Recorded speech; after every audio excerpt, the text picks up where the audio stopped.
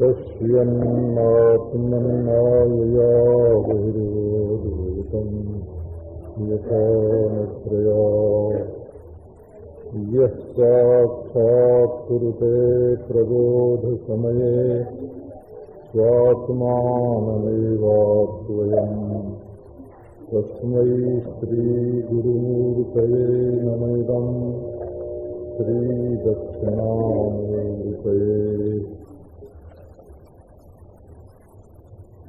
रे ब्रह्माण्डकोट्यः फलत बहुविधम् रोमकूपे स्वभीक्षणम् ईशारे सावकाशम् निजपदविहिताम् सद्व्यवस्थाम् विधत्त रक्ता भक्ता विरक्ता विलसत सकले सत्कले निष्कले वा श्रीपूर्णानन्दतीर्थम् वयमिह कुशला उत्कलम् निर्विषामा पतति कुसुमोपमेयकान्तिर् यमुना शीलकदम्बमूलवर्ती नवगोपवधूविलासशाली वनमाली वितनोतु मङ्गलम् नः। ॐ शान्ति शान्ति शान्ति। ये पंचम स्कंध भागवत का स्थिति के नाम से कहा जाता है। जितनी भी स्थिति है वो भगवान की सूचक है, क्योंकि प्रकृति के राज्य में कहीं भी स्थिति नहीं है। प्रकृति चंचल है और उसका अधिष्ठान ही ब्रह्म ही स्थिर है। तो ब्रह्म से संबद्ध हुए बिना संसार में कोई स्थिरता नहीं हो सकती। इसका पंचम स्कंध में 3 विभाग किया गया, एक देश विभाग, एक काल विभाग और एक स्वरूप विभाग। स्वरूप में स्थिति, देश में स्थिति, काल में स्थिति।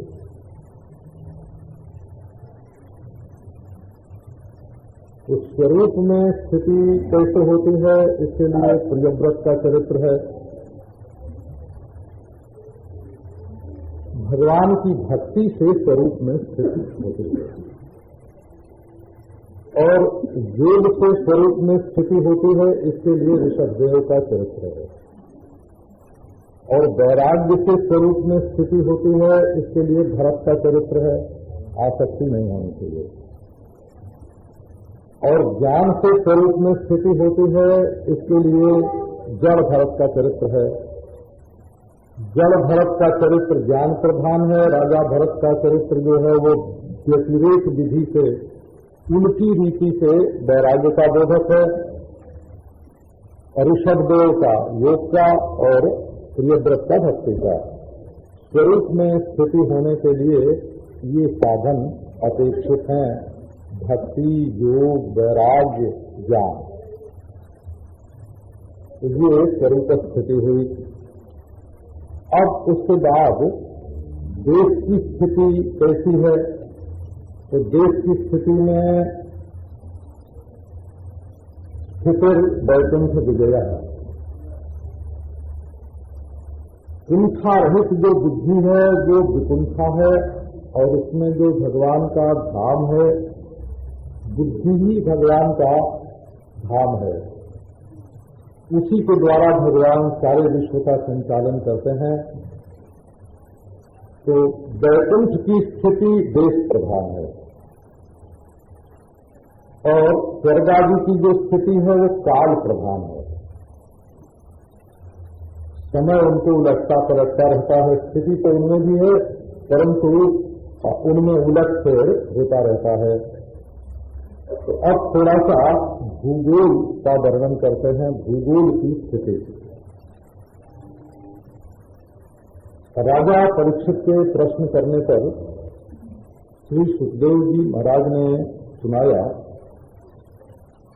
कि भगवान की भक्ति का ऐसा प्रताप कि प्रियव्रत के रथ के पहियों ने 7 समुद्र बना दिए और 7 द्वीप बन गए उनसे। तो असल में यहाँ भूगोल खगोल के वर्णन में अभिप्राय नहीं है।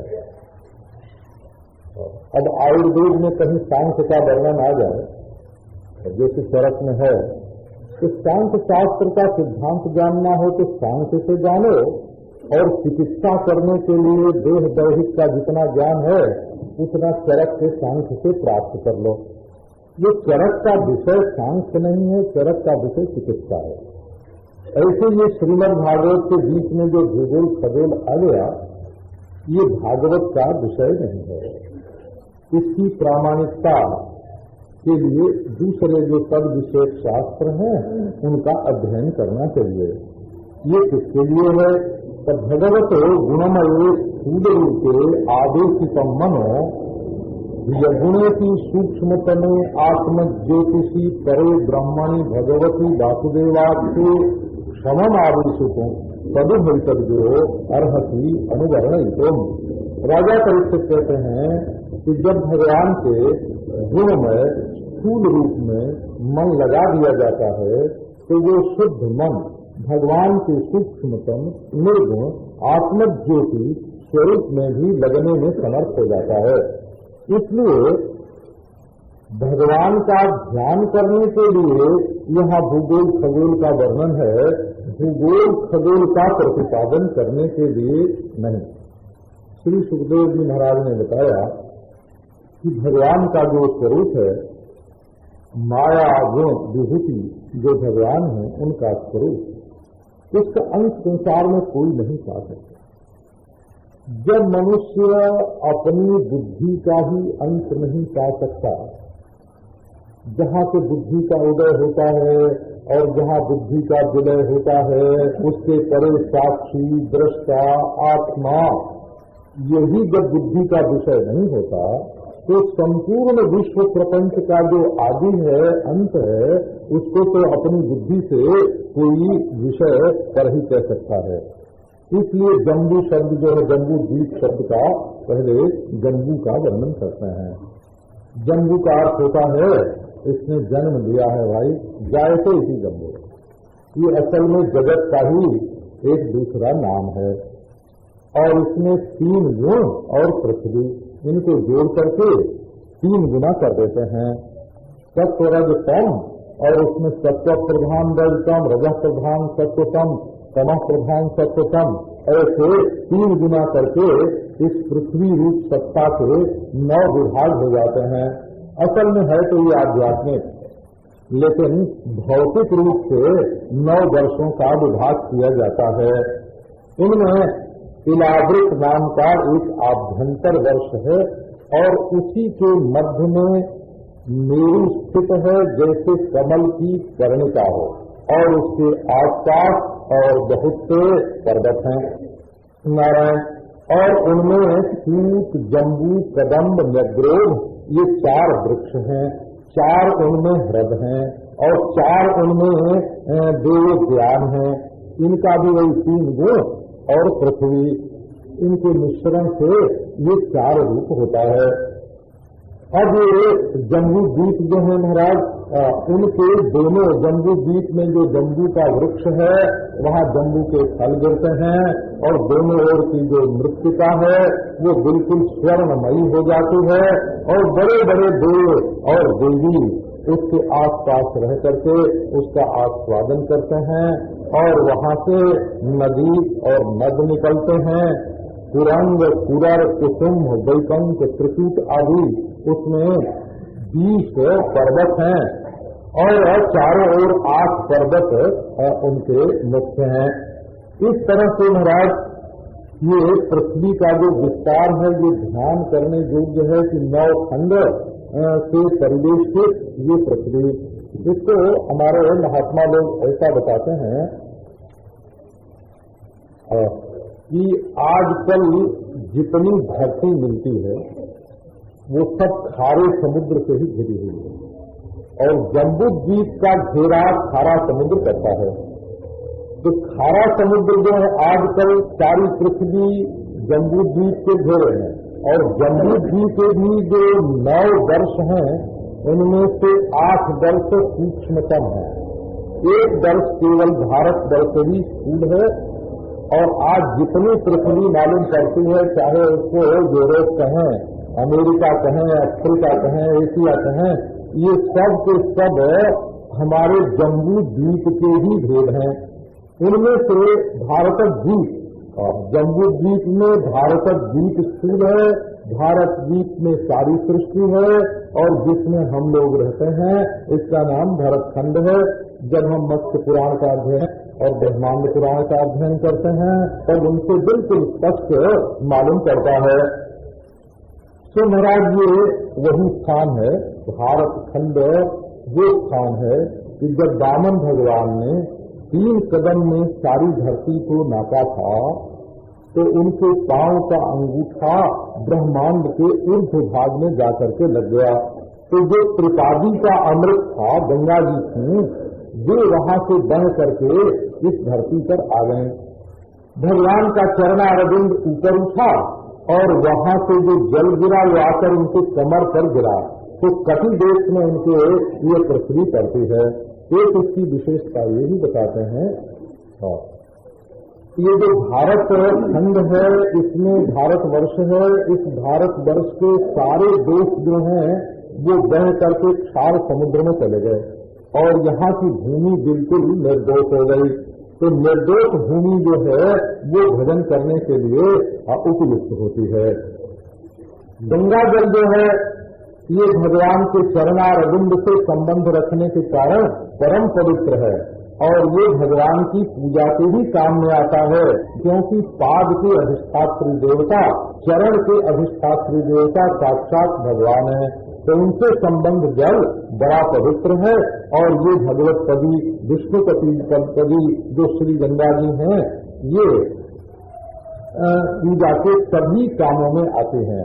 ध्रुव जी महाराज जो हैं जब देखते हैं कि ये गंगा जल है, अस्मत् कुल देवता चरणारविंदो दशमुखी, ये हमारे कुल देवता के चरणारविंद का ये जल है।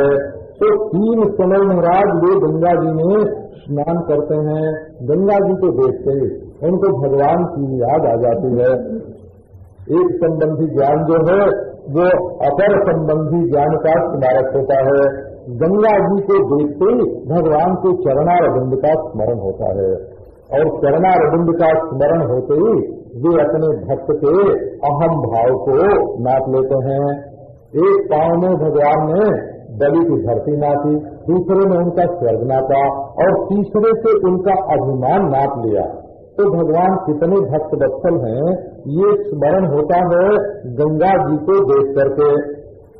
सप्तऋषि लोग ध्रुव की परिक्रमा करते हैं और वो तो महाराज चंद्रमंडल में व्याप्त होकर ब्रह्म सदन में आती है और वहां से फिर 4 विभाग गंगा जी के होते हैं, सीता, अलकनंदा, चक्षु और भद्रा।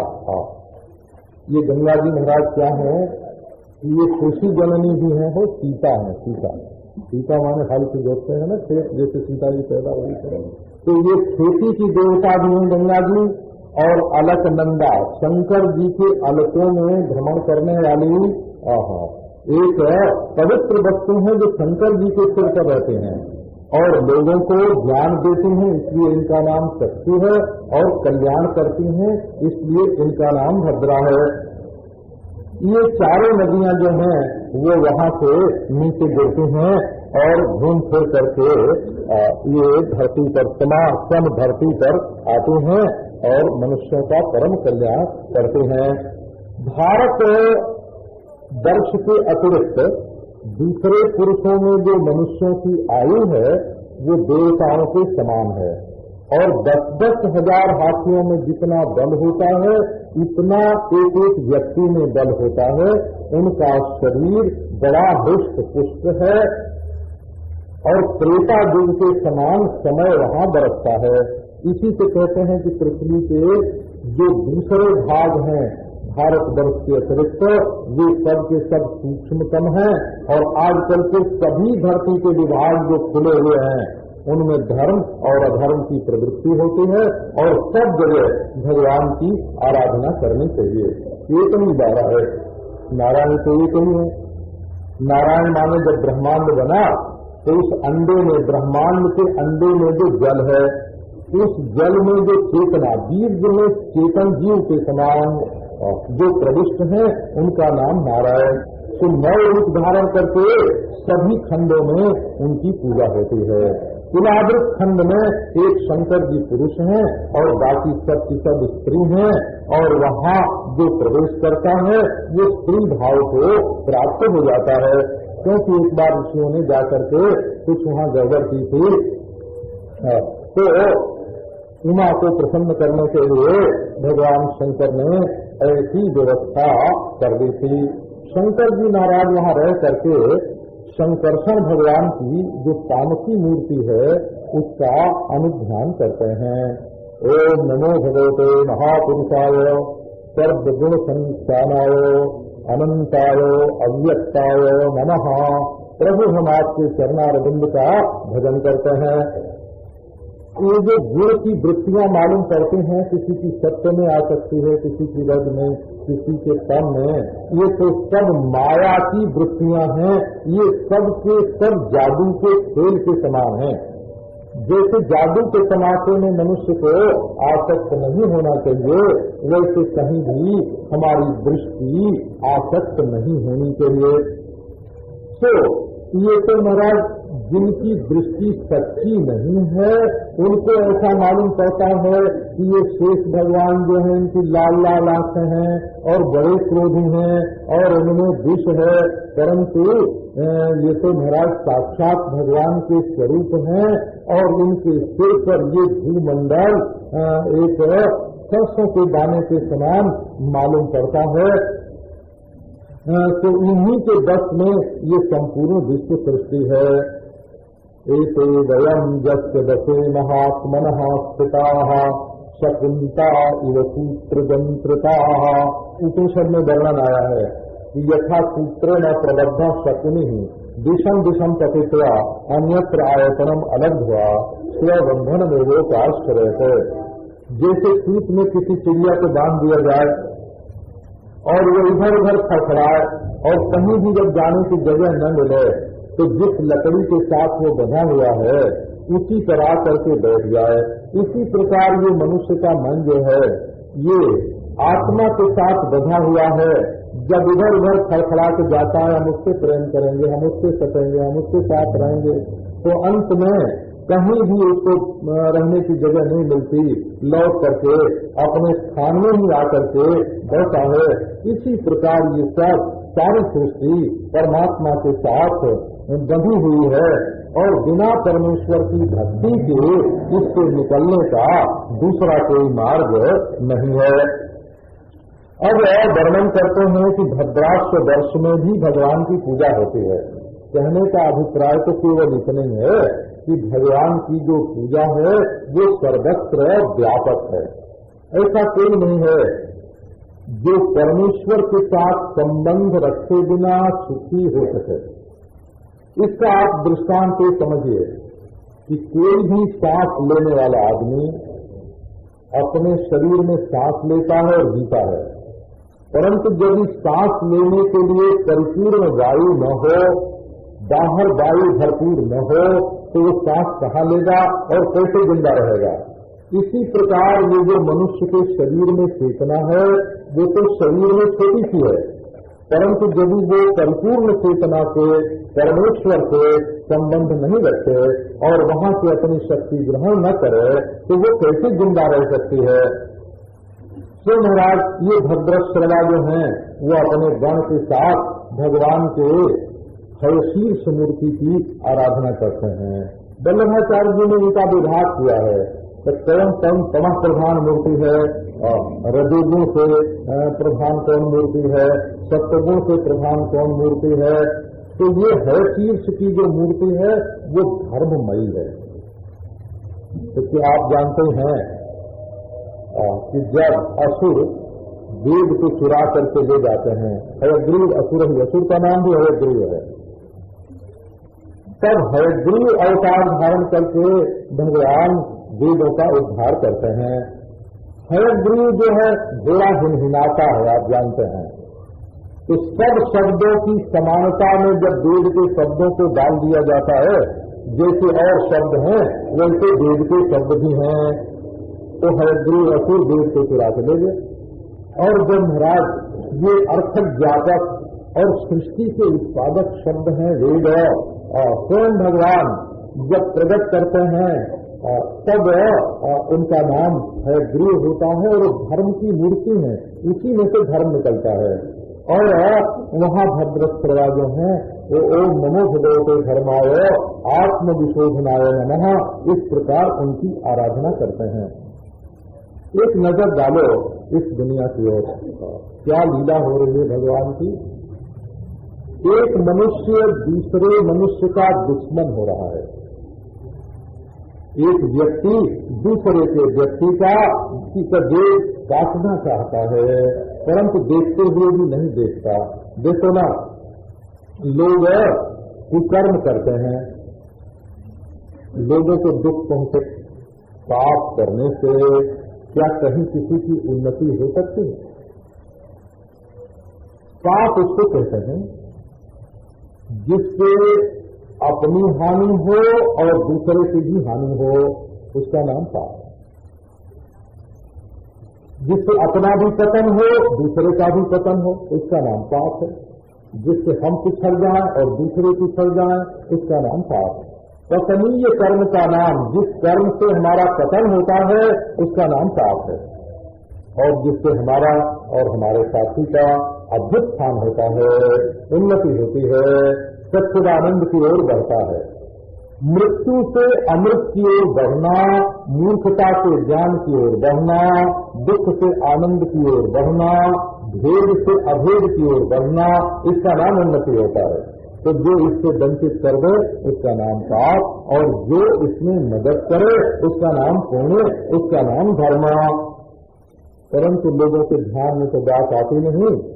निर्हृत पुत्रम पितरम जिजीविषु, लोग अपने बाप को भी स्मशान में पहुंचा जाते हैं, और कभी कभी अपने बेटे को भी स्मशान में पहुंचा जाते हैं।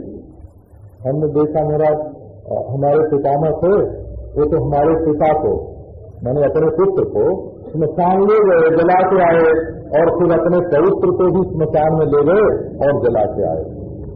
और वृद्धावस्था थी, और फिर भी वो चाहते थे कि हमारी आयु और बढ़ जाए।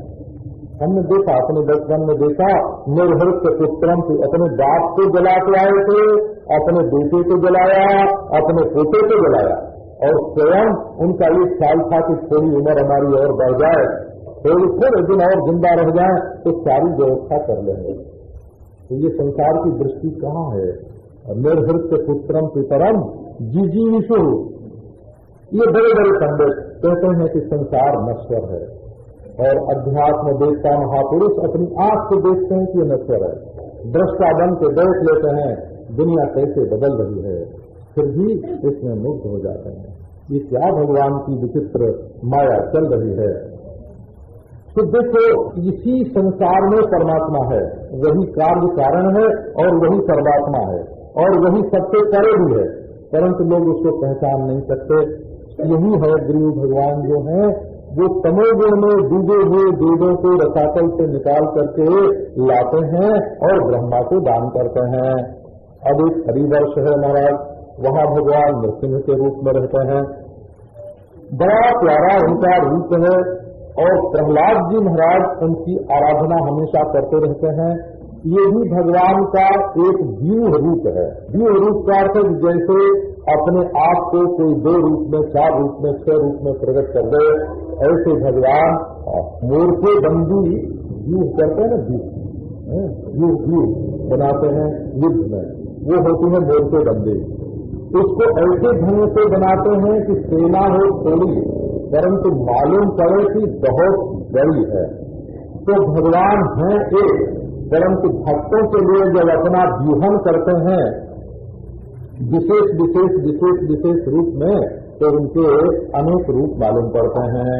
अब प्रहलाद जी नृसिंह भगवान की स्तुति करते हैं, ओम नमो भगवते नरसिंहाय नमस्तेजस्तेजसे आदिराविर्भव वज्रनख वज्रदंश्व कर्माशयां रन्धय रन्धय तमोग्रस ग्रस ओम स्वाहा अभयमभयमात्मनि भूयिष्ठा ओम श्रौम। ये प्रहलाद जी का मंत्र है। प्रहलाद जी जो स्तुति करते हैं भगवान की, क्या बढ़िया है।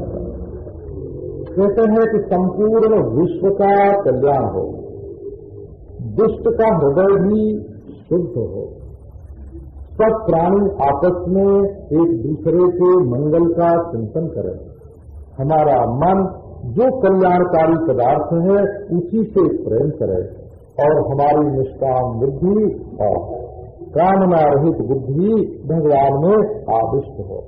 आसक्ति हमारी संसार में न हो, भगवान के भक्तों में हो। भगवान का भक्त कौन है? तो जब प्राण वृत्त्या परिपुष्ट आत्मवान, जो केवल जीवन निर्वाह के योग्य वस्तु से ही संतुष्ट रहता है, इंद्रियां बस में है, वो भगवान का भक्त है। और जो अपनी इंद्रियों को तृप्त करने में लग जाता है, उसको तो कभी सिद्धि प्राप्त नहीं होती है। भगवान के चरणारविंद से ही सारे बल वैभव प्राप्त होते हैं। प्रहलाद जी कहते हैं, यस्यास्ति भक्तिर भगवत्य किंचना सर्वैर्गुणैस्तत्र समासते सुराः हराव भक्तस्य कुतो महद्गुणाः मनोरथे नासति भावतो बहिः। जिसके हृदय में भगवान की अकाम निष्काम भक्ति है, भक्त लोग अकिंचन होते हैं। उनसे ये पूछने के लिए कि बाबा इस पोटली में क्या रख छोड़ा है, ये पूछने के लिए उनके पास कुछ नहीं है। ऐसी जो अकिंचना भक्ति है जिसमें दूसरा कुछ है ही नहीं, ये भक्ति जिसके हृदय में आ जाती है, सब गुणों के साथ देवता लोग उसके जीवन में आकर बैठ जाते हैं। और जिसके हृदय में भगवान की भक्ति नहीं है, आप इस बात को यह समझो कि आसक्ति तो प्राणी का, पदार्थ का स्वभाव है। जब तक दो प्राण आपस में मिलेंगे नहीं, तब तक एक बालू की कणिका भी नहीं बन सकती। पिंडी भाव का जो हेतु गुण है उसको स्नेह कहते हैं। पिंडी भाव माने जिससे पिंड बन जाए, 2, 4, 5 चीजें एक में मिल जाए, उसको स्नेह बोलते हैं। स्नेह बोलते हैं। तो नारायण, ये स्नेह के बिना तो न शरीर है, न अंतःकरण है, न संसार है। स्नेह तो सबके हृदय में है।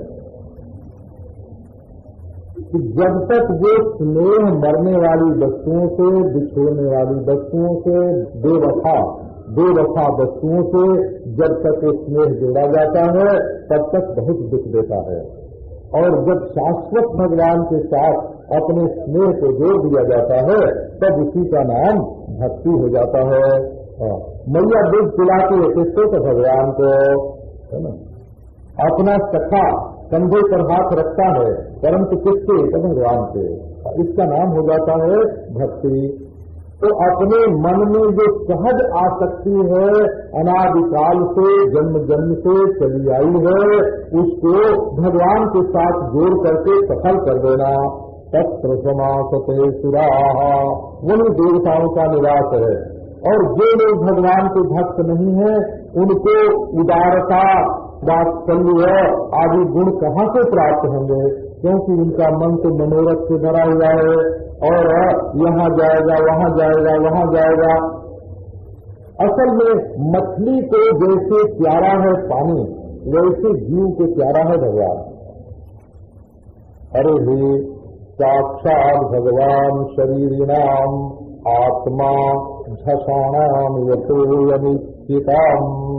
एक बार पंडित लक्ष्मण नारायण गर्दे, पंडित नंद दुलारे वाजपेयी, राजबली जी सब जब गीता प्रेस में कल्याण के संपादन विभाग में रह रहे थे, तो गर्दे जी महाराज ने एक प्रश्न उठाया वो बोले कि देखो संसार में जितने मोर हैं, ये मोर नाचने वाले उड़ने वाले, ये सब बादल को देख करके खुश हो जाते हैं। बादल से सब मोरों का प्रेम है। तो मोर जाति समूची की समूची बादल से प्रेम कर सकती है, तो ये समूची की समूची मनुष्य जाति भी किसी से प्रेम करती है कि नहीं? अब एक दिन दो दिन इस प्रश्न के उत्तर पर चर्चा चलती रही। देखो बात वही है, बिल्कुल वही बात है। ये उस प्रश्न का उत्तर है। भगवान हर शरीरी की आत्मा में परम प्रेमास्पद है। जैसे मछली पानी के बिना नहीं रह सकती, वैसे कोई भी जीवात्मा परमेश्वर के बिना नहीं रह सकता है। और जब उससे विमुक्त हो जाता है, संसार की वस्तुओं में आसक्त होता है। हमारे परम प्यारे कौन है? तो असल में आत्मा और परमात्मा का जहाँ अभेद है, वहाँ परमात्मा ही प्यारे हैं, आत्मा ही प्यारा है सबसे। हम अपनी आत्मा के लिए किसको नहीं छोड़ सकते हैं? सो महाराज, इसलिए संसार जो कि दुखों का घर है, उसको छोड़ करके भगवान का भजन करना चाहिए। केतु माल वर्ष में भगवान कामदेव के रूप में रहते हैं। तो कामदेव का रूप क्यों ग्रहण किया? लक्ष्मी को प्रसन्न करने के लिए। और वहाँ सब प्रजापति और उनके पुत्र रहते हैं और लक्ष्मी जी को बड़ा आनंद देते हैं भगवान। सुललित गति विलास विलसित रुचिर हास लेसा वलोक लीलया किंच दुख संभित सुंदर ध्रुव मंडल सुभग वदनारविंद। भगवान का वो मायामय रूप रमा देवी लक्ष्मी अपनी सखियों के साथ आनंदित करते हैं और वे मंत्र जपते हैं, ओम राम ह्रीम ह्रूम ओम नमो भगवते ऋषिकेशाय। संसार में सबके सच्चे पति परमेश्वर हैं और उनके साथ जो अपना संबंध जोड़ करके रखता है, वही सर्वथा निर्भय होता है। लक्ष्मी की प्राप्ति के लिए लोग बहुत तपस्या करते हैं, परंतु जो भगवान की आराधना नहीं करते, उनके जीवन में लक्ष्मी दिखती नहीं है। लक्ष्मी जी ने कहा कि प्रभु, आप अपने हस्त कमल को हमारे वक्षस्थल पर, हमारे सिर पर रखिए। आपने तो कृपा करके हमको अपने वक्षस्थल पर स्थान दे रखा है। रम्यक वर्ष में भगवान का प्रियतम मत्स्य अवतार है और वहाँ मनु जो हैं उस वर्ष के पुरुष भक्ति योग के द्वारा उनकी आराधना करते हैं। ओम नमो भगवते मुख्य तमाय नमः तत्वाय प्राणाय ओजसे। वो कहते हैं कि सबसे बाहर भीतर तुम ही भरपूर हो, तुम्हारे ही बस में सब है। जैसे कठपुतली का की नाच होती है, वैसे ही तुम उमा दारू जोशित की नाई सब ही नचावत राम गुसाई। आप ही सबको नचा रहे हैं। कोई भी तुम्हारे सिवाय दूसरा संसार में रक्षक नहीं है, आप ही सबके प्राण हैं। हिरण्मय वर्ष में भगवान कच्छप के रूप में रहते हैं और वहाँ पितृगणों के जो अधिपति हैं अर्जमा, वो भगवान की आराधना करते हैं। ओम नमो भगवते अतिचाराय सर्वसत्व गुण विशेषणाय इत्यादि मंत्रों का जप करते हैं। वो भगवान की स्तुति ऐसे करते हैं कि ये जो भगवान में विश्व का रूप दिखाई पड़ रहा है, ये उनकी माया का खेल है। वो असल में ज्ञान स्वरूप हैं और अर्थ के रूप में दिखाई पड़ते हैं।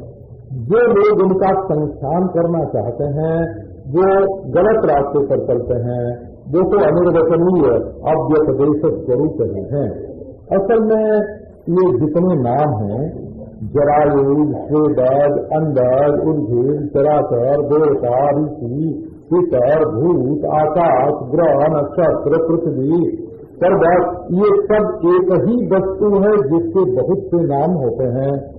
जैसे एक ही सोना के और बहुत से जेवर नाम होते हैं, वैसे ही ये विद्वानों में परमात्मा में अमुक अमुक नाम है, अमुक अमुक नाम है। असल में वस्तुनिष्ठ भेद नहीं है, भेद कल्पना निष्ठ है। और जब तक अंतःकरण में कल्पना है तब तक भेद की प्रतीति होती है। उत्तर पूर्व में भगवान वराह के रूप में निवास करते हैं और वहाँ ये पृथ्वी देवी उनकी आराधना करते हैं और ओम नमो भगवते मंत्र तत्व लिंगाय इस प्रकार उनकी पूजा करते हैं। कहते हैं कि जैसे लकड़ी में आग होती है वैसे ही संपूर्ण विश्व सृष्टि में परमात्मा भरपूर है। मथनम की मथना मनसा विवृक्षो, जो परमात्मा का दर्शन करना चाहते हैं वे अपने मन की मथाने से, जब मन की मथाने से उसमें लकड़ी नहीं चलानी पड़ती, इस विश्व का मंथन करते हैं तो इसमें से परमात्मा रूप मंथन और घी निकल आता है। बड़े बड़े महात्मा लोग जो हैं वो उनके स्वरूप को जानते हैं और वही ये सब करते हैं। उन्हीं प्रभु ने हमारा उद्धार किया। अब आगे वर्णन करते हैं कि किम पुरुष वर्ष में लक्ष्मणाग्रज सीताभिराम भगवान श्री राम निवास करते हैं और किन पुरुषों के साथ श्री हनुमान जी उनकी वहाँ भक्ति करते हैं। गंध आर्थ किशन के साथ और गंधर्वों के साथ भगवान की परम कल्याणमयी जो कथा है उसका वो गान करते भी हैं और दूसरों के द्वारा सुनते भी हैं। और ओम नमो भगवते समस्त लोकाय इत्यादि मंत्र का जप करते हैं। इसमें भगवान श्री रामचंद्र के लिए एक दो शब्द ऐसे हैं महाराज। कैसे हैं भगवान श्री रामचंद्र? उनको शिक्षितात बने, उन्होंने अपने आप को सीख दी है, अपने आप को सिखाया है। रामचंद्र का स्वभाव क्या है? तो उन्होंने अपने आप को सिखाया है। दूसरों को सीख सब लोग दे सकते हैं और अपने आप को सीख दे तो दुर्लभ है। और दूसरी बात ये बताते हैं कि सारी दुनिया रामचंद्र की उपासना करती है और रामचंद्र ने लोगों की उपासना की है। उपासित लोकाय, उपासित लोक शब्द का अर्थ यही होता है उपासितो लोके ये न तस्मै। श्री रामचंद्र भगवान ने लोगों की उपासना की है और साधुवाद निकषणाय। अगर सज्जनता की कोई कसौटी है तो रामचंद्र है। अगर सौजन्य को कसौटी पर कसना हो कि भाई ये सज्जन है कि नहीं, तो रामचंद्र के चरित्र के साथ मिलान करो, उनका चरित्र मिलता है कि नहीं। ऐसे महापुरुष आर्य लक्षणशील व्रत भगवान श्री रामचंद्र हैं, उनको नमस्कार है। वो तो अनुभव मात्र ब्रह्म ही हैं, उनमें गुणों की अवस्था नहीं है। प्रत्यगात्मा का एक नाम है और तत्वमस्यादि महावाक्य जन्य बोध से उन्हीं का साक्षात्कार होता है। न उनमें नाम है न रूप है। ये मनुष्य का अवतार जो उन्होंने लिया वो केवल राक्षसों को मारने के लिए नहीं, वो तो मनुष्यों को शिक्षा देने के लिए लिया। नहीं तो भाई जो आत्मा राम है उसको सीता के लिए इतना दुख उठाने की क्या आवश्यकता है। सीता कृतानि व्यसनानि ईश्वरस्य, ये महाराज वचन तो एक ही है। और परंतु वैराग्यवान लोग कहते हैं कि देखो रामचंद्र पत्नी के साथ रहे तो उनको भी दुख उठाना पड़ा, इसलिए वैराग्यवान होना चाहिए। भक्त लोग कहते हैं कि नहीं नहीं वैराग्य भी ये इसका मतलब नहीं है। इसका मतलब ये है कि एक पति अपनी पत्नी से कितना प्रेम करता है और उसके लिए कितने दुख उठाता है, कितने पौरुष करता है, ये तो गृहस्थों को शिक्षा देने के लिए है। अपनी पत्नी से ऐसे ही प्रेम करना चाहिए, है ना। वियोग होने पर ऐसे ही रोना चाहिए। कोई हरण कर ले जाए तो उसके लिए समुद्र पर भी पुल बांध करके लौटाना पड़े तो लौटाना चाहिए, है ना। इसमें तो ये शिक्षा है। तो भगवान रामचंद्र का जो चरित्र है वो मनुष्यों को शिक्षा देने के लिए है। न स्त्री कृतम कस्मलम अश्नुवीत न लक्ष्मणम चापी विहातु मरहती। कितने महाराज सुहृत्तम है, कितने प्रेमी हैं भगवान श्री रामचंद्र कि अपनी पत्नी के लिए इतना दुख उठाते हैं और लक्ष्मण का वियोग भी नहीं सह सकते हो। तो असल में एक बात और देखो भगवान रामचंद्र के जीवन में कि वे जो दानरों से इतना प्रेम करते हैं तो दानरों में क्या है, बुद्धि है कि सकल सूरत है कि सौभाग्य है कि वाणी उनकी अच्छी है कि जन्म अच्छे कुल में हुआ है, कुछ तो नहीं है ना उनके साथ। बंदरों के साथ क्या है, न जन्म नूनम महतो न सौभगम न गान न बुद्धिर न तो संतोष हेतु।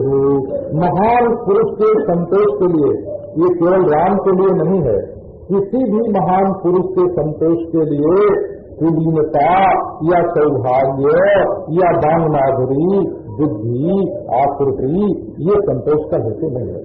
देखो रामचंद्र भगवान ने जिनके भीतर ये सब कोई विशेषता नहीं है उनको अपना सखा बनाया। इसलिए कोई देवता हो, दानव हो, नर हो, नरातिरिक्त हो, जो भगवान राम का भजन करता है उससे भगवान राम प्रेम करते हैं। उनको केवल भक्ति चाहिए, वो तो समूचे उत्तर कौशल को उठाकर अपने साथ ले गए। ये रहा भारतवर्ष। बोले भाई ये जो भारतवर्ष, भारत खंड, वर्णाश्रम की प्रधानता से एक ही भारतवर्ष को भारत द्वीप, फिर भारतवर्ष और फिर भारत खंड कहते हैं। भारत द्वीप तो सूक्ष्म और स्थूल दोनों तरह का होता है और भारतवर्ष जो होता है वो क्षार सागर से घिरी हुई धरती है और भारत खंड जो होता है भरत खंड वो वर्णाश्रमिक प्रजा की प्रधानता से होता है। क्षार सागर से जुड़ा हुआ भारतवर्ष, वर्णाश्रमवती प्रजा से युक्त भारत खंड, ये और सूक्ष्म स्थूल दोनों रूप जम्बूद्वीप भारत द्वीप। अब इस भारतवर्ष में भगवान नर नारायण निवास करते हैं। यहाँ वही जीव है, वही परमेश्वर है। ये जो जीव और ईश्वर का अभेद है यही भारतवर्ष का प्राण। ये सिद्धांत सृष्टि में और कहीं नहीं है। और सभी देखो साधन से जीव और ईश्वर की एकता नहीं होती है। वो तो विवेक करके जीव का जीवत्व और ईश्वर का ईश्वरत्व दोनों को पृथक करके और चिन्मात्र जो ब्रह्म है वो जीवत्व अवच्छिन्न भी वही है और ईश्वरत्व अवच्छिन्न भी वही है।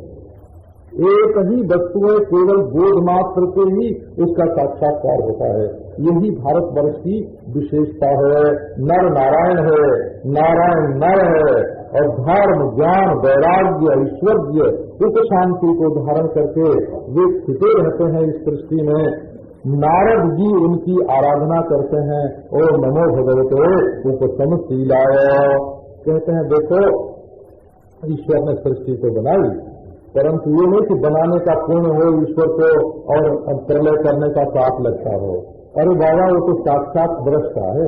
आप नारायण को समझ जाओ तो नर को समझ जाओगे। दृष्टोर्न दृग्जस्य गुणैर्विदुष्यते तस्मै नमो तत्सविदिक्त साक्षिणे। असक्त विदिक्त साक्षी जो नारायण है महाराज, संसार के विषय इंद्रियां जिसकी दृष्टि को बिगाड़ नहीं सकती। तो महाराज यही तो विद्या की सफलता है।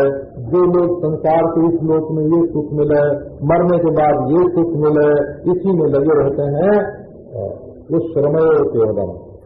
उनको धर्म नहीं, उनको तो केवल परिश्रम होता है।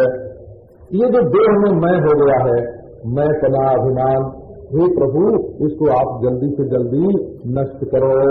अब महाराज भारत में क्योंकि ये निर्दोष भूमि है इसलिए सरिता शैल बहुत सारे इसमें नदियां बहती हैं, बहुत से इसमें पर्वत होते हैं, सबका नाम गिनाया है। मूल पाठ जब किया जाए तो इन सबका नाम उच्चारण करना चाहिए पाठ में, क्योंकि उनके नाम लेने से ही बड़ा भारी पुण्य होता है। बड़े बड़े पर्वत हैं और बड़ी बड़ी नदियां हैं जो वहां से उत्पन्न होते हैं और इसी में मनुष्य अपना सत्कर्म करके सद्गति प्राप्त करता है और इसी में और ये जो नाना गति की निमित्त भूत अविद्या ग्रंथि है उसको आदमी भस्म कर सकता है, परंतु ये कब हो सकता है कि जब मनुष्य को सत्संग मिले। सत्संग के बिना ये संसार सागर से पार नहीं हुआ जा सकता। देवता लोग भारतवासियों की महिमा का गान करते हैं। अहो अमीशाम किमकारिशो घनम प्रसन्न एषाम स्वभूत स्वयं हरे जैर्जन्म लब्धम मृत्यु भारता गिरे मुकुंद सेवकैकम स्पृहाहिनः। देवता लोग कहते हैं कि इन लोगों ने ऐसा क्या पुण्य किया था, इनके ऊपर भगवान ऐसे कैसे प्रसन्न हो गए कि इन्हें भारतवर्ष में जन्म मिला, जिस जन्म के द्वारा भगवान की सेवा की जा सकती है। विष्णु पुराण में बड़े विस्तार से इस प्रसंग का वर्णन आया है महाराज। अतोक देवा इच्छन्ति जन्म भारत भूतले, बड़े बड़े देवता चाहते हैं कि भारतवर्ष में हमारा जन्म हो। देवता लोग चाहते हैं कि हम लोग स्वर्ग में आए तो क्या हुआ, यहाँ तो नारायण का विस्मरण हो जाता है। स्मृति प्रमुष्का अतिशयेन्द्रियोत्सवा। असल में जहाँ भोग ज्यादा होता है वहाँ वैराग्य की संभावना कम हो जाती है, क्षीण हो जाती है। तो जब ये प्रश्न ब्रह्मसूत्र में उठाया कि देवता लोगों को ब्रह्म ज्ञान हो सकता है कि नहीं, तो बोले भाई मनुष्य से तो बड़े श्रेष्ठ हैं, उनको नहीं होगा तो मनुष्य को कैसे होगा। बोले भाई उनको ज्ञान तो हो सकता है, परंतु उनके सामने भोग इतना बढ़िया बढ़िया है, शरीर सुंदर मिल गया, भोग बढ़िया मिल गया, पद ऊंचा मिल गया है ना, और उनके चित्त में कभी वैराग्य नहीं होगा। वैराग्य नहीं होगा तो विषय से परे कौन सी वस्तु है अविषय विषयातीत, उसके लिए उनको जिज्ञासा नहीं होगी। तो वैराग्य न होने के कारण जिज्ञासा ही नहीं होती है, इसलिए उनको तत्व ज्ञान होना बड़ा कठिन है। और मनुष्य जीवन में दुख भी है, भोग की उतनी बहुलता भी नहीं है ना, इससे इसको कभी कभी वैराग्य हो जाता है। और जब वैराग्य हो जाता है तो क्या विषयों से परे भी कुछ है, अंतःकरण से परे भी कुछ है, ऐसी जिज्ञासा का उदय मनुष्य के मन में हो जाता है और देवताओं को नहीं होता है। भले वो कल्प भर तक जिए, परंतु महाराज 2 घड़ी का जीना अच्छा है जिसमें मनुष्य त्याग वैराग्य कर सके, और कल्प भर का जीना अच्छा नहीं है जहाँ उसके जीवन में वैराग्य न हो। तो इसलिए क्षणे न मरते न कृतम मनस्विनः संन्यास संजान के भयम पदम हरे है। देवताओं का तो ये निश्चय है कि जहाँ भगवान की कथा न मिलती हो, जहाँ भगवान के भक्त न रहते हों, जहाँ भगवान की आराधना न होती हो, वो स्वर्ग भी रहने योग्य नहीं है। न यत्र वैकुंठ कथा शुभापगा न साधवो भागवता सदाश्रया न यत्र यज्ञे समखा महोत्सवा सुरेश लोकोऽपि न वै सेव्यताम्। जो लोग मनुष्य जोड़ी में आकर मोक्ष प्राप्ति के लिए प्रयास नहीं करते हैं वो पशु पक्षियों के समान ही हैं। उनमें विशेषता क्या है? तो ये जो जंग जागारी होते हैं ना, देवताओं का नाम लेते हैं और ये इस नाम से करो भाई, इंद्राय स्वाहा, ये अग्नय स्वाहा, बोले सब नाम एक ही परमात्मा के हैं, 2-4 परमात्मा नहीं होते हैं। एक प्रथम नाम अभी ही आहुतो मुदा गृहणाति पूर्ण। भगवान को भी मजा आता है, अलग अलग नाम से लोग देते हैं और देने वाले को जानते ही नहीं है, देते तो इसी को हैं, परंतु उसको तो मजा आता है, पर देने वाले को तो पता ही नहीं चलता है कि हम किसको दे रहे हैं, तो उनको इतना मजा नहीं आता। तो जम्बू द्वीप के 8 उपद्वीप हैं, स्वर्ण प्रस्थ, चंद्र शुक्ल, आवर्तन, रमणक, मंदर हरिण, पांचजन्य, सिंहल और लंका। तो हमारे जो भूगोल के वेत्ता लोग हैं, भूगोल के जानकार, उनका कहना है कि आजकल जिसको हम लोग श्रीलंका कहते हैं ये सिंहलक द्वीप है, और लंका नाम का जो द्वीप था वो जिसको आजकल लक्के द्वीप की क्या बोलते हैं, लक्के क्या नाम है, लक्का ही बोलते हैं। लक्का द्वीप जिसको बोलते हैं ये है जिसका अब प्रायः लोक संख्या हो गया है। ये हमारे शास्त्र के जो भूगोल वेदता है उन लोगों का ऐसा कहना है। आगे वर्णन करते हैं महाराज कि ये जो प्लक्षादि द्वीप हैं इनके प्रमाण, लक्षण, वर्ष विभाग इन सबका वर्णन है। ये द्वीप जो होते हैं ये एक की अपेक्षा दूसरे दुगने होते हैं, क्योंकि वो जो प्रियव्रत का रथ है, प्रियव्रत का रथ है उसकी गति बढ़ती जाती है। तो दिन रात आदि का विभाग कैसे होगा, तब वो घेरा जो अपना है वो बढ़ाता जाता है। सो महाराज इसके बाद जम्बू द्वीप के बाद प्लक्ष द्वीप है। प्लक्ष द्वीप जो है वो इक्षुरथ समुद्र से आवृत है और वहाँ भी प्लक्ष का वृक्ष है। अब एक बात है कि जो भारत वर्ष के विभाग हैं उनमें भगवान के मत्स्य कूर्म राम आदि नारायण आदि रूपों की उपासना होती है, और जो इसके बाहर जो द्वीप हैं उनमें तत्व रूप से भगवान की आराधना होती है। तो वहाँ हिरण्मय अग्नि है और प्रियव्रत के पुत्र युद्धमजिद वहाँ के स्वामी हैं, और 7 खंड उन्होंने बनाए शिव जल आदि, और उसमें नदी भी है, वृक्ष भी हैं, और उनके पुत्र जो हैं वे वहाँ भगवान की आराधना करते हैं। 7 वहाँ भी 7 पहाड़ हैं, 7 नदी हैं, और वहाँ प्रश्नस्य विष्णु रूपम के इत्यादि मंत्र का जाप करते हैं। वहाँ सब लोगों को जन्म से ही सिद्धि प्राप्त होती है। उसके बाद सालमनी द्वीप है, वहाँ भी पर्वत, वहाँ भी नदी, वहाँ भी परमात्मा का स्वरूप है। वहाँ जो भगवान है गरुड़ देवता जो हैं वो उसी द्वीप में रहते हैं, और प्रियव्रत के पुत्र जगबाहु वहाँ का राज्य करते हैं। वहाँ भी भगवान की आराधना होती है। सोम राजा की आराधना वहाँ होती है। उसके बाहर कुशद्वीप है, वहाँ भी प्रियव्रत के पुत्र, और वहाँ भी 7 विभाग, 7 पर्वत, 7 नदी वहाँ रहते हैं, और अग्नि रूप परमात्मा की वहाँ आराधना होती है। परस्य ब्रह्मण साक्षात इत्यादि मंत्र का वहाँ जप किया जाता है। उससे भी बाहर क्रौंच द्वीप है जो क्षीर सागर से घिरा हुआ है। वहाँ एक क्रौंच पर्वत है, वहाँ भी प्रियव्रत के पुत्र हैं, और 7 वहाँ विभाग हैं, 7 पर्वत, 7 नदी, चातुर्वर्ण की वहाँ व्यवस्था, गरुड़ देव की वहाँ आराधना होती है। इसके परे जो है वो शाकर द्वीप है, वहाँ भी इसी प्रकार की व्यवस्था है। 7 करके वहाँ भी चातुर्वर्ण है, परंतु उनका नाम दूसरे ढंग से होता है। ऋतव्रत, सत्यव्रत, दानव्रत, अनुव्रत, वहाँ ब्राह्मण क्षत्रिय वैश्य ये नाम नहीं होता। वहाँ वायु देवता की आराधना होती है, ईश्वर के रूप में वायु देवता की आराधना होती है। और इसके बाद महाराज दधी समुद्र है, और वहाँ बड़ा भारी कमल है जिसको ब्रह्मा का आसन मानते हैं। उसके द्वीपपति प्रियव्रत हैं, उन्होंने अपने द्वीप का केवल 2 विभाग किया और अपने पुत्रों को दे दिया। भगवान की आराधना करते हैं, और वहाँ ब्रह्मरूप देवता की आराधना होती है। अब इससे भी परे लोकालोक नाम का पर्वत है, वहाँ शीशे सुनहली और शीशे के समान भूमि है, वहाँ जाने पर वस्तु लौटती नहीं है। इस तरह से उसका वर्णन है। और फिर बहुत सारे पहाड़ हैं।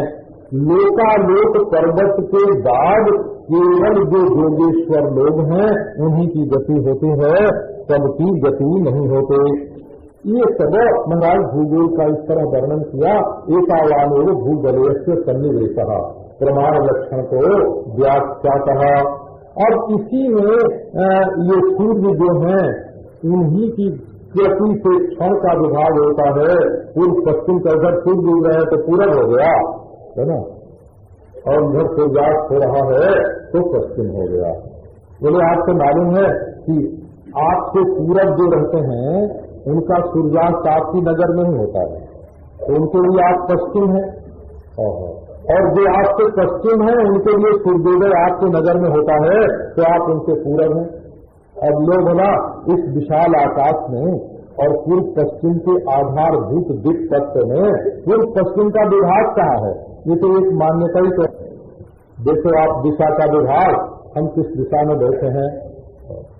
यदि आप तुरंत दक्षिण होते हैं तो ये पीछे वाले पर्दे से हम उत्तर हो जाते हैं। आपसे ऊपर होते हैं तो छत से नीचे हो जाते हैं। मिश्रा जी से है ना पूरब होते हैं तो स्वामी चेतनानंद केदा काशी से पश्चिम हो जाते हैं। किधर हम? ये स्थान पक्का कौन सा है ये बात देखो तो असल में ये एक मान्य स्थान, एक कल्पित स्थान से ये पूरा पश्चिम उत्तर दक्षिण बाहर भीतर बनाए जाते हैं। तो ये सूर्य मूलक ये सारी कल्पनाएं चलती हैं।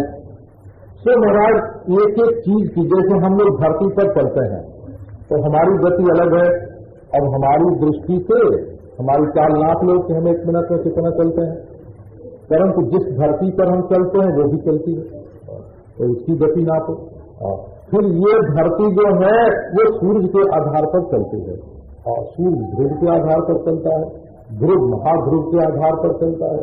जो महाकाश में है महाराज और महाकाश परमात्मा में है।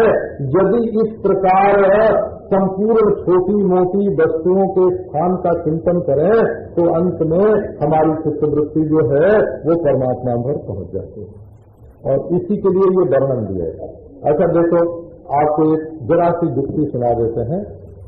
आप 1 घंटे तक बैठो और ये निश्चय करके बैठो कि दिल्ली से बाहर की कोई बात हम नहीं सोचेंगे। अच्छा जी, और दूसरे दिन सोचो कि अपने मोहल्ले से बाहर के नहीं सोचेंगे और तीसरे दिन सोचो कि अपने घर से बाहर के नहीं सोचेंगे और चौथे दिन बैठो तो अपने शरीर से बाहर के नहीं सोचेंगे और 5वें दिन बैठो कि कुछ सोचेंगे ही नहीं इतनी देर। इसको बोलते हैं धारणा। इसका नाम दिग् धारणा है। दिग् धारणा है और आपका मन बिल्कुल एकाग्र हो जाएगा। एकाग्र करने की ये पद्धति है। तो इसी तरह से महाराज ये सूर्य की गति के अनुसार दिन और रात्रि बनती है। जब मेष और तुला पर सूर्य रहते हैं तब दिन और रात समान हो जाती है और जब वृषभादि 5 राशियों पर चलते हैं तब दिन बढ़ते हैं और रात घटती है। इसी तरह महाराज ये सूर्य भगवान जो हैं ये इनकी स्थिति है। जावत दक्षिणायनम अहान वर्धनते, जब तक दक्षिणायन नहीं आता तब तक दिन बढ़ते हैं और जावत उदयनम रात्रो वर्धनते, जब तक उत्तरायण नहीं आता तब तक रात्रियां बढ़ते हैं। इस प्रकार महाराज इसी सृष्टि में दक्षिणायन में ये जमपुरी है, दरोपुरी है, इंद्रपुरी है, ये सब के सब ये पृथ्वी के विभाग में ही है। सूर्य का रथ जिस गति से चलता है उसी के हिसाब से संवत्सर होता है। ये काल की गति जो है ये भी इसी तरह से नापी जाती है। असल में जब मन उदय होता है तभी काल होता है, जब मन लीन होता है तो काल समाप्त हो जाता है। इसलिए अविद्या की वृत्ति से ही काल का अनुभव होता है, वस्तु दृष्टि से काल का अनुभव नहीं होता। इस तरह से सूर्य जो है ये काल का विभाग करके और इस विश्व सृष्टि का उपभोग करते हैं। और श्री सुखदेव जी महाराज ने वर्णन किया कि जैसे कुम्हार का चाक घूमता है तो चाक की गति एक है और उस पर चढ़ के कोई चींटी चल रही है तो उसकी गति जो है वो दूसरी है। सूर्य नारायण 2 रूप हैं, 12 विभाग धारण करके ये श्रद्धा सब पुरुषों की श्रद्धा को ग्रहण करते हैं। अब ये काल का विभाग का वर्णन करके ये बताया कि किस प्रकार पक्ष मास और ऋतु अयन और वर्ष का विभाग होता है और देवताओं का दिन कितना बड़ा और रात्रि कितनी बड़ी, देवताओं का कितना बड़ा और इनमें से सूर्य क्या है, चंद्रमा क्या है और किसके ऊपर कौन है। असल में ये सारे के सारे विभाग जो हैं ये आध्यात्मिक दृष्टिकोण से ही है। देखो सूर्य नीचे है तो क्यों, तो वो आंख का देवता है और चंद्रमा ऊपर है। क्यों? तो वो मन का देवता है। मन का देवता जो अब यहाँ नीचे ऊपर कौन हुआ? जो बहिरंग है तो वो बाहर हुआ, ऊपर हुआ, और जो नीचे हुआ, और जो अंतरंग है सो ऊपर हुआ। ये जो ऊपर और नीचे की परिभाषा है अपने शास्त्र में, उसको भी समझना चाहिए। तो ये मनोमय, अन्नमय, अमृतमय, देवता, पितर, मनुष्य, भूत, पशु, पक्षी, सरीसृप, देव, इन सबके प्राणों का आप्यायन करने वाला ये सर्वमय चंद्रमा है। इससे ऊपर ये ग्रहों की स्थिति का वर्णन किया है, किसके ऊपर कौन, किसके ऊपर कौन। ये सब ग्रह जो हैं वो भगवत शक्ति से स्थित हैं और शिशुमार के रूप में स्वयं भगवान ही प्रकट होकर के आकाश में ये नक्षत्रों को जब हम देखते हैं तो नक्षत्रों को ऐसे ढंग से बैठा लेते हैं कि देखने में वो एक घड़ियाल जैसा होता है पानी में, उसके स्वरूप मालूम पड़े। वो वायु से प्रेरित होते हैं ग्रह नक्षत्र आदि, और जैसे आकाश में मेघ और पक्षी रहते हैं उसी प्रकार ये सब भी रहते हैं। ये ज्योतिष चक्र शिशुमार संस्थान से कहते हैं, आप सायंकाल जब खूब निर्मल आकाश हो तब आकाश की ओर देखिए और उसमें देखिए ऐसी ऐसी सकल सूरत दिखाई पड़ेगी आपको कि उसी में मन लग जाएगा। धरती की कोई बात आपको याद ही नहीं आएगी। ये आकाश तो विष्णु पद है, इसमें परमात्मा का निवास है। अभी हमने आकाश में कैसे कैसे ग्रह रहते हैं इसका जो दृश्य बनाया है ना कलकत्ते में दिखाने के लिए, बहुत बढ़िया महाराज। जैसे रात हो और आसमान में ये बृहस्पति चल रहे हैं और ये शुक्र और ऐसे चंद्रमा होते हैं, ऐसे सूर्य होते हैं, उनको दिखाने का बना दिया है। जाके बैठ के लोग घंटे घंटे 2-2 घंटे उसमें देखते हैं। अंधेरा है, उजेला है, सूर्योदय होता है तो कैसा, चंद्रोदय होता है तो कैसा। तो ये जो घड़ियाल है आकाश में ये ग्रह नक्षत्रों से बना हुआ, उसका सिर नीचे की तरफ है, कुंडली मार के बैठा हुआ है। आप कभी देखें उसको गौर से तो उसके ऊंच की नोक पर ध्रुव है और उसके नीचे प्रजापति, धर्म, अग्नि, इंद्र हैं और पुच्छ के मूल में धाता विधाता है और कटी में सप्तर्षि हैं। इस तरह जितने देवता दानी ग्रह नक्षत्र हैं वो शिशुमार चक्र में है। उसी में नारायण भी बैठे हैं, चंद्रमा है, शुक्र है, अश्विनी कुमार है, केतु है। ये भगवान का सर्व देवतामय रूप है। और प्रतिदिन महाराज संध्या प्रातः मौन हो करके और उसको देखे। आप कहते हैं कि हमारा मन संसार में इधर उधर भटकता है, अगर स्त्री पुत्र की ओर से एक बार मन हटाते आकाश की वस्तु को तो देखिए। ये असल में लोग इस बात को समझते नहीं हैं। और हमको तो हम पहले बद्रीनाथ जा रहे थे तो देखा गंगा जी बह रहे हैं और वो जोशी मठ के पास महाराज वो हरा हरा सब चारों ओर दिख रहा, वो हिमालय के शिखर दिख रहे। अब उनको जब देखने लगे तो अपने आप सांस का तो पता न लगे और मन उनमें डूबा जाए। अब क्यों? तो भाई वो किस देश में बनवाया वो हिमालय है ना, और किस देश का बनवाया हुआ वो है, और किस राजा ने वहाँ बगीचा लगाया है? और किसने किस प्रकार में वो नहर निकाली जो गंगा जी के रूप में बह रही है। तो वहाँ जब किसी की ममता का स्मरण नहीं होता है, एक स्वतंत्र स्वच्छंद रचना जब अपने मन के सामने आती है तो उसके चिंतन से अंतःकरण शुद्ध हो जाता है। तो मौन हो करके प्रतिदिन इसका दर्शन करना चाहिए। और ये बृहत् तारामय जो रूप है भगवान का उसका ध्यान करना चाहिए। ओम नमो ज्योतिर्लोकाय कालायनाय अहिंसाम पतये महापुरुषाय अभिधीमहि। इसके बाद वर्णन करते हैं कि सूर्य के नीचे राहु का निवास है और वो भगवान के अनुग्रह से ग्रह बन गया है। अब इसकी कथा जो है वो 8वें स्कंध में आने वाली है। और इसके नीचे नीचे फिर गिनते गए किसका स्थान है, फिर ये पृथ्वी आते हैं। पृथ्वी को भूर्लोक कहते हैं। तो जो देश का वर्णन है इसमें 3 विभाग होते हैं, एक भू, एक भुगः और एक स्वाहा।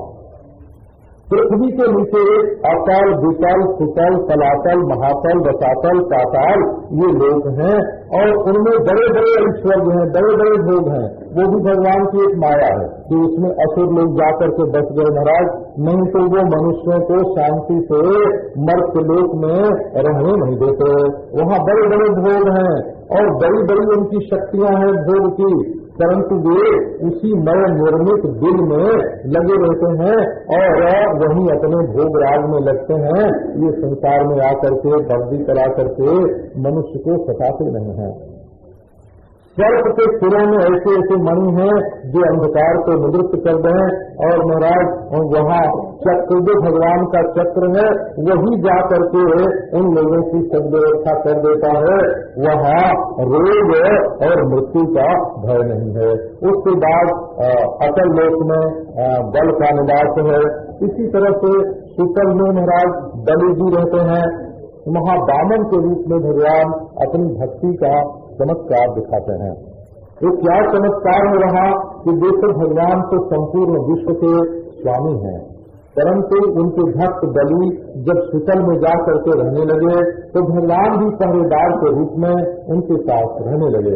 वहाँ कोई फिर जाकर के इंद्रादि देवता बलि को कष्ट नहीं दे सकता।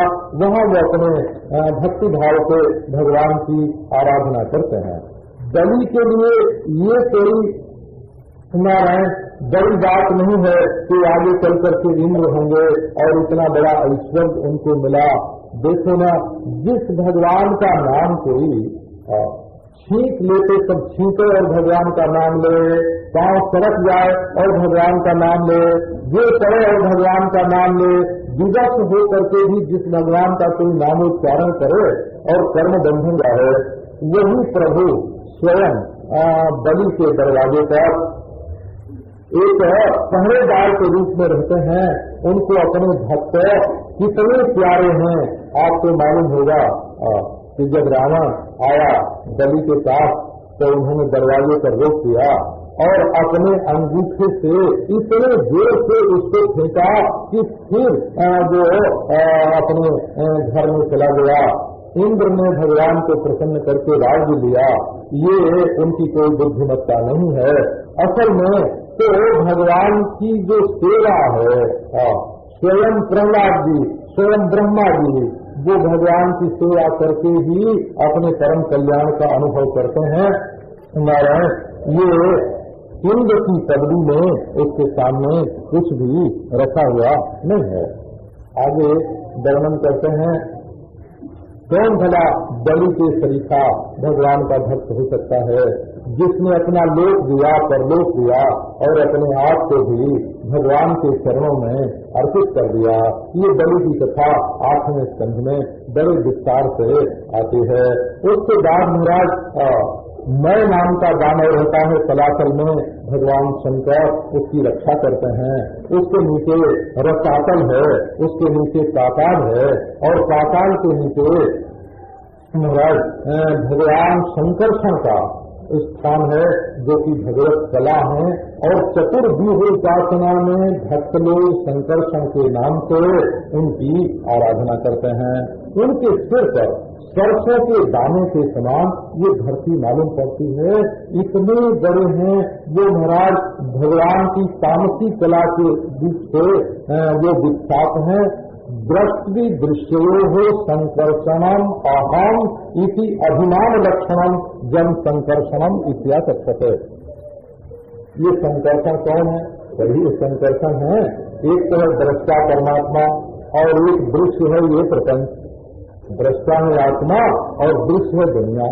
अब ये दृष्टा और दृश्य जहाँ मिलकर एक में हो जाते हैं, संकर्षण माने दृष्टा और दृश्य का तादात्म्य करार देने वाला जो तत्व है, कारण तत्व, और जिसके कारण ये सारी सृष्टि चलती है, बनती है, उस अहम को संकर्षण कहते हैं। ये तो सहस्त्र शिवा है महाराज, और जब संहार करना चाहते हैं सृष्टि का तब इन्हीं के संकल्प से इसका संहार होता है। बड़े बड़े देवता लोग उनकी भक्ति करते हैं, नागराज कुमारियां बड़े प्रेम से उनकी ओर देखते रहते हैं। अनंत उनका गुण है और ध्यान करने से महाराज वो सर्व कल्याण करते हैं।